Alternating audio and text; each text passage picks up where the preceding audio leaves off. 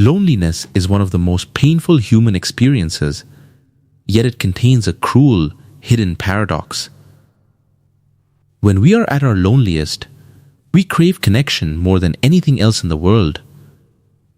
We want to be seen, to be heard, and to belong.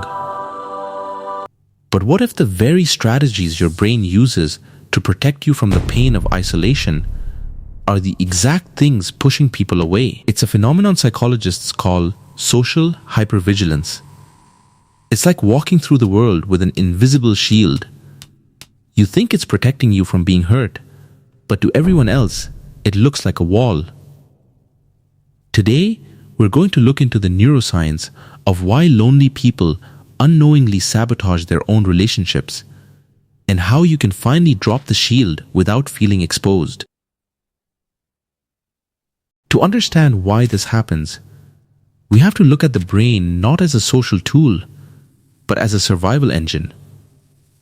Thousands of years ago, being cast out from the tribe wasn't just sad, it was a death sentence.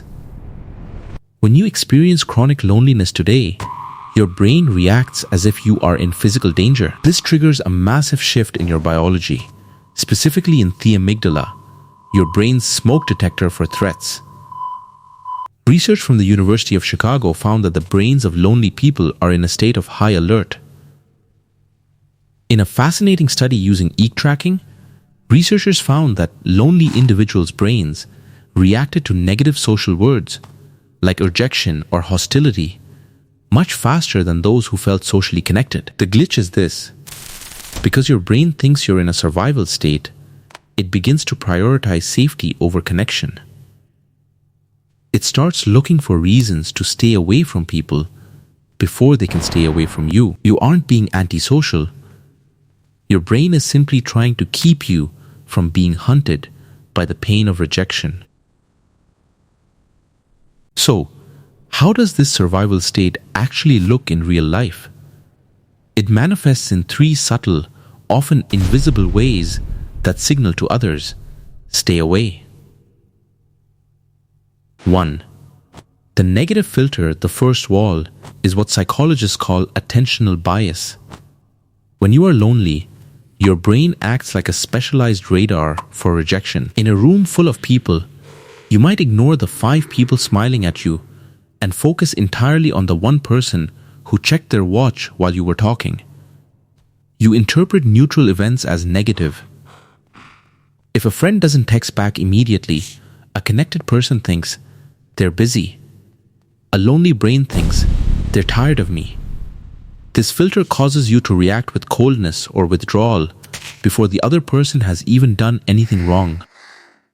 2. Because the pain of being rejected is so high, the lonely brain often chooses to reject first. You might find yourself turning down invitations you actually want to accept, or keeping conversations strictly surface level. You might think you're being low maintenance or giving people space, but to the outside world, this looks like disinterest or even arrogance. By never leaning in, you unknowingly signal that you don't want to be bothered, which leads people to stop trying, confirming your original fear that nobody cares. 3. Social connection. When lonely people don't socialize, they often fall into performance mode. Instead of being present, you are internally monitoring every word you say, terrified of making a mistake. This hyper-focus on self-regulation makes you appear stiff or unnatural. True connection requires a level of vulnerability and flow. When you are performing, people can feel the lack of authenticity. Even if they can't put their finger on why, they don't feel felt by you. And as a result, they don't feel a bond forming. It goes even deeper than your words. Our brains are incredibly sensitive to micro-expressions, the split-second movements of the face that reveal our true emotions. When you are in a state of social hypervigilance, your face often carries a guarded expression. Your brow might be slightly furrowed, or your jaw tightened. Because humans are social mirrors, when someone looks at you and sees a guarded face, their brain unconsciously mirrors that tension. They feel slightly anxious around you, but they don't know why. They walk away from the interaction thinking, that person was a bit intense, or I don't think they liked me. This creates a tragic loop. Your fear of being disliked actually creates the awkwardness that makes you harder to connect with. So, if your brain is stuck in this defensive loop, is it possible to switch it off?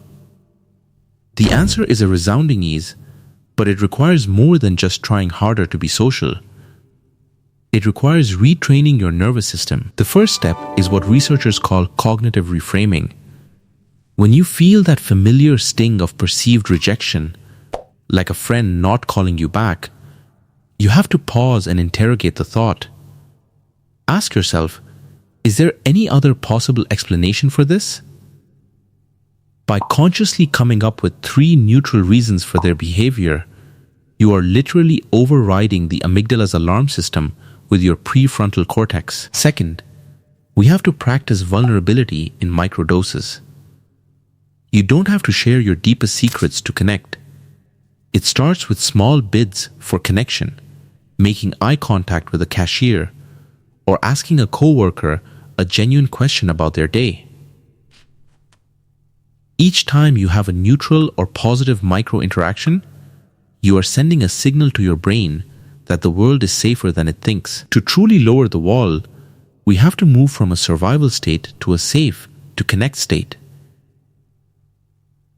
This involves a technique called social grounding. Before entering a social situation, instead of rehearsing what you're going to say, focus on your physical body. Breathe deeply to calm the vagus nerve, which signals to your brain that you aren't under attack. When your body feels safe, your micro-expressions soften, your negative filter thins out, and you become a social magnet rather than a social repellent. You start to realize that connection isn't something you have torn through a perfect performance.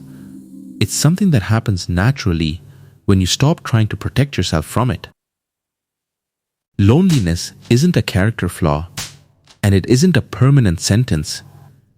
It is a biological signal, like hunger or thirst, telling you that your soul needs social nutrients. If you've been pushing people away, stop blaming yourself. Your brain was just trying to keep you safe in the only way it knew how. But you don't need that old shield anymore. By understanding the neuroscience of your isolation, you've already taken the first step toward dismantling the wall. The next time you feel that urge to pull back or stay quiet, remember, the person on the other side is likely just as hungry for connection as you are. All it takes is one small moment of courage to let the shield drop. If you found this deep dive into the lonely brain helpful, subscribe to Psyche Speak for more insights into the hidden mechanics of your mind. And remember, you're not alone in feeling alone. Let's keep the conversation going in the comments below.